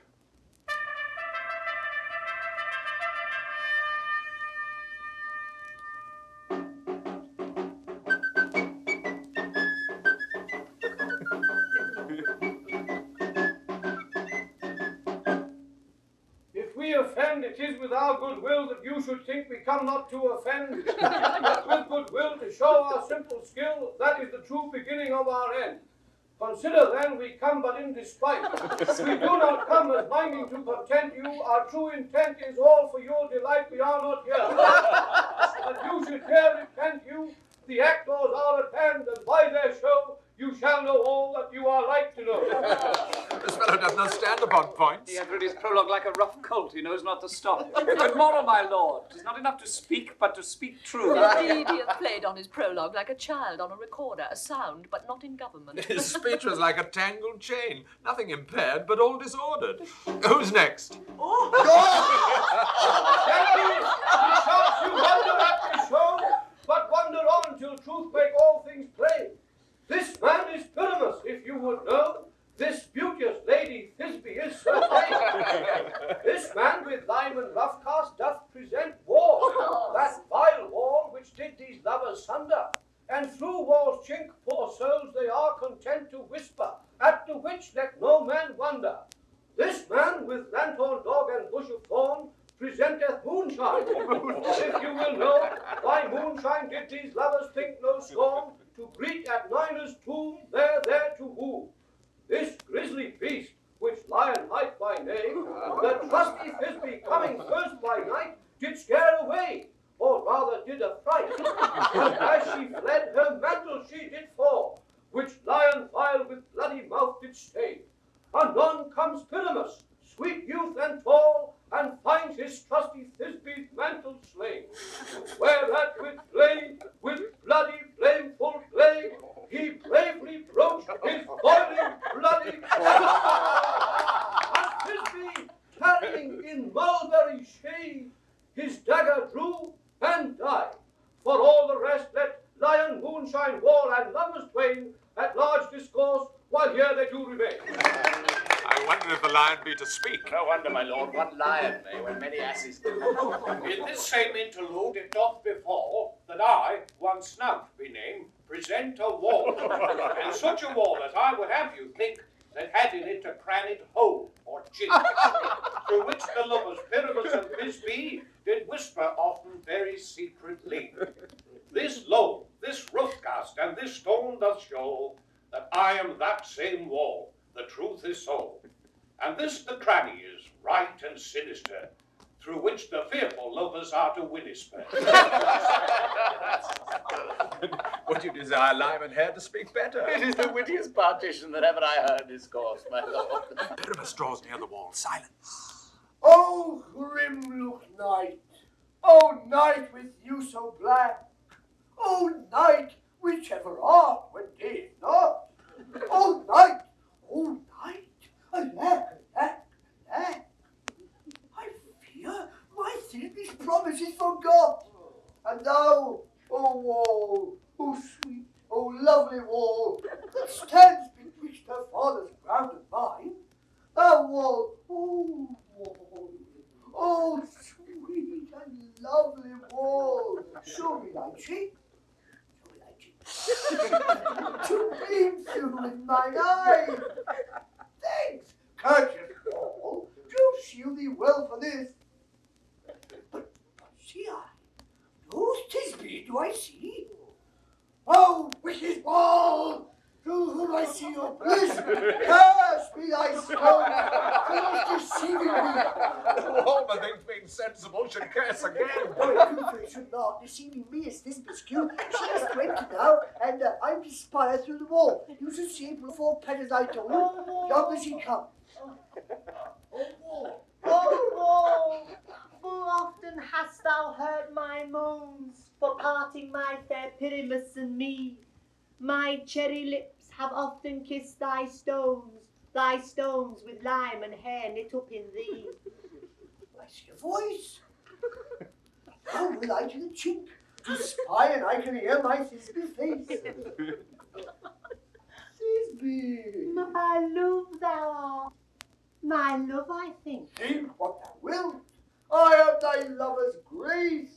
And like Lysander am I trusty still. And I like Helen till the fates me kill. Not shufflers to Procrus was so true. As shufflers to Procrus, I to you. Oh, kiss me through the hole of this vile wall. I kiss the walls whole, not your lips at all. Wilt thou, it is too, to meet me straightway? Tide life, tide death, I come without delay. Thus have I, wall, my part discharged so, and being done, thus wore away. How is the mural down between the two neighbours? No remedy, my lord, when walls are so willful to hear without warning. This is the silliest stuff that ever I heard. The best in this kind are but shadows, and the worst are no worse if imagination amend them. It must be your imagination then, and not theirs. If we imagine no worse of them than they of themselves, they may pass for excellent men. Here come two noble beasts in, a man and a lion. You ladies, you whose gentle hearts do fear the smallest monstrous mouse that creeps on floor, may now perchance both quake and tremble here, when lion rough in wildest rage doth roar, then know that I one Snug the joiner am. A lion fell, nor else no lion's dam. For if I should as lion come in strife into this place, 'twere pity on my life. Oh, a very gentle beast and of a good conscience. The very best of the beast, my lord, that e'er I saw. This lion is a very fox for his valour. True, and a goose for his discretion. Not so, my lord, for his valour cannot carry his discretion than the fox. Carries the goose. His discretion, I am sure, cannot carry his valour, for the goose carries not the fox. As well, leave it to his discretion, and let us listen to the moon. This lantern doth the horned moon present. He should have worn the horns on his head. He is no crescent, and his horns are invisible within the circumference. This lantern doth the horned moon present. Myself, the man in the moon, doth seem to be. This is the greatest error of all the rest. The man should be put into the lanthorn. How is it else the man in the moon? He dares not come there for the candle. Why, you see, it's already in Snug. I am weary of this moon. What he would change. It appears by his small light of discretion that he is in the wane. But yet in courtesy and all reason, we must stay the time. Proceed, moon. All that I have to say is to tell you that the lantern is the moon, I the man in the moon, this thorn bush my thorn bush, and this dog my dog. Why, all these should be in the lantern, for all these are in the moon. Shh. Silence. Here comes this bee. This is old Ninny's too. Nina's too. Oh. This is old Ninny's too. Where is my love? Oh. Well roared, lion. Well round this day. Well shone, moon. Truly the moon shines with a good grace. Oh. Well, nice lion. And then came Philostrate, and so the lion vanished. Sweet moon, I thank thee for thy sunny beam. I thank thee, moon, for shining now so bright.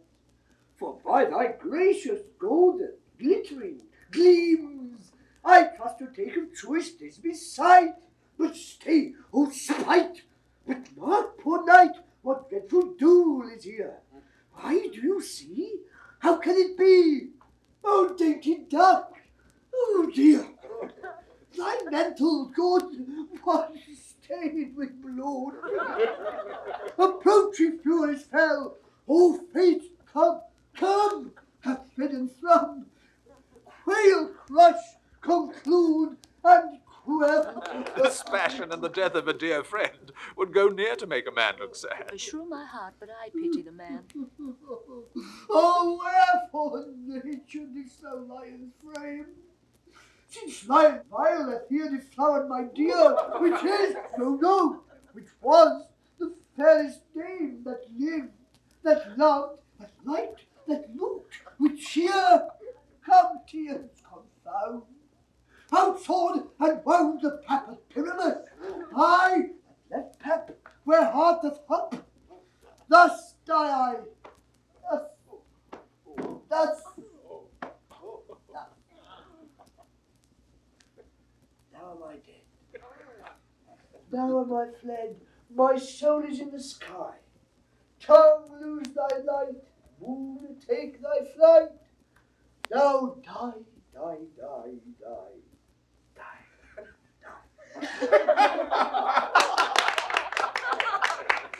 Don't die, but an ace for him, for he is but one. Less than an ace, man, for he's dead, he's nothing. With the help of a surgeon, he might yet recover and prove an ass. How chance Moonshine is gone before Thisbe comes back and finds her lover? She will find him by starlight. Here she comes, and her passion ends the play. Methinks she should not use a long one for such a Pyramus. I hope she will be brief. A mote will turn the balance, which Pyramus, which Thisbe is the better. He for a man, God warrant us, she for a woman. God bless us.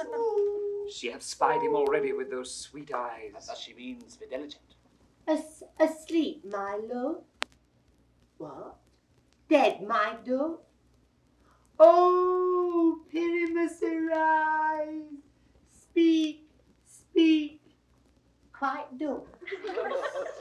Dead? Dead! A tomb must cover thy sweet eyes, these lily lips, this cherry nose, these yellow cowslip cheeks are gone, are gone. Lovers make moan, his eyes were green as leaves. Oh, sisters three, come to me with hands as pale as milk. Lay them in gore, since you have shore with shears his thread of silk. Tongue not a word, come trusty sword, come blade my breast imbrue, and farewell friends, thus this the ends. Adieu, adieu, adieu. Moonshine and lion are left to bury the dead. Aye, and wall too.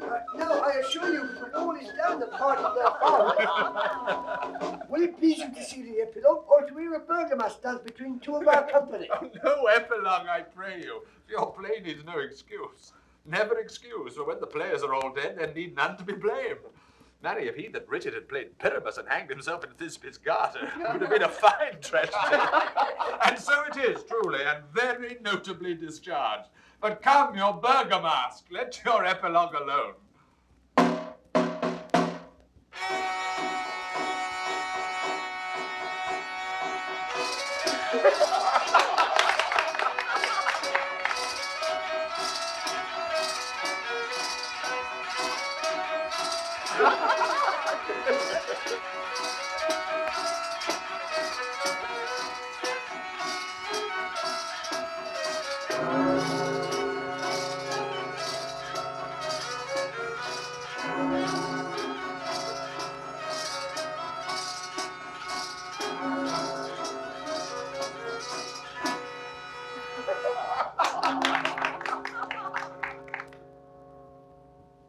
The iron tongue of midnight hath told 12.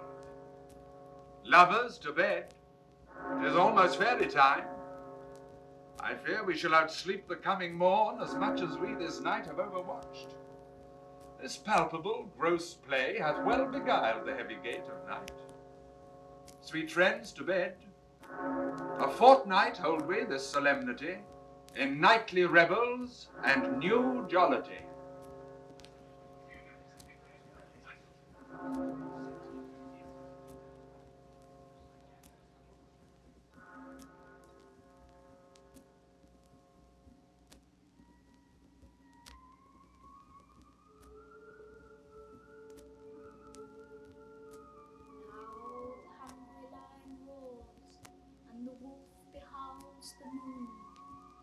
Whilst the heavy ploughman snores, all with weary task fordone.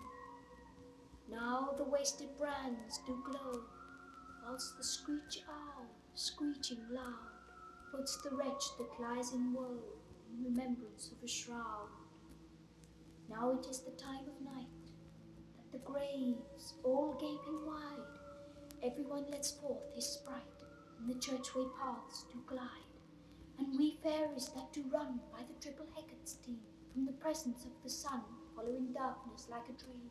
Now a frolic, not a mouse shall disturb this hallowed house. I am sent with broom before, to sweep the dust behind the door.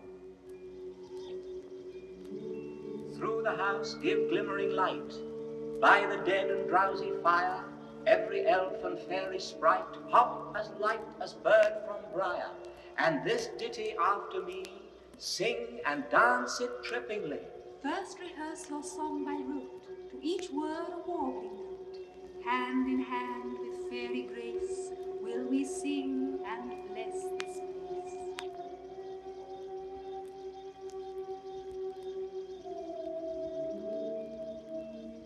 Now until the break of day, through this house each fairy stray.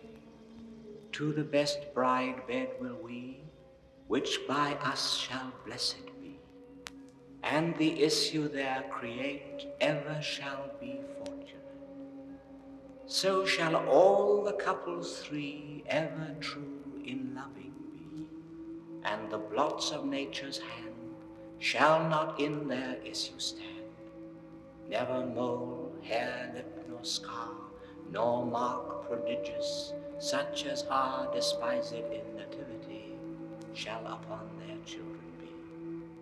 With this field dew consecrate, every fairy take his gait, and each several chamber bless through this palace with sweet peace, and the owner of it blessed ever shall in safety rest. Trip away, make no stay, meet me all by break of day.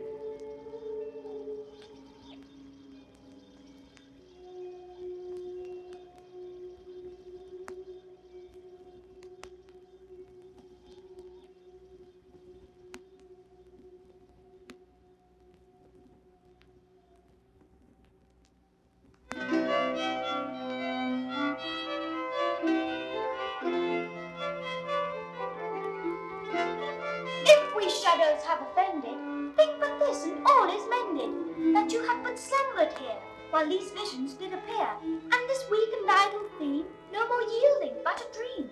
Gentles, do not reprehend, if you pardon we will mend, and as I am an honest pug, if we have unearned luck now to scrape the serpent's tongue, we will make amends ere long, else the puck a liar call.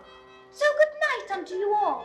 Give me your hands if we be friends, and Robin shall restore. Amen.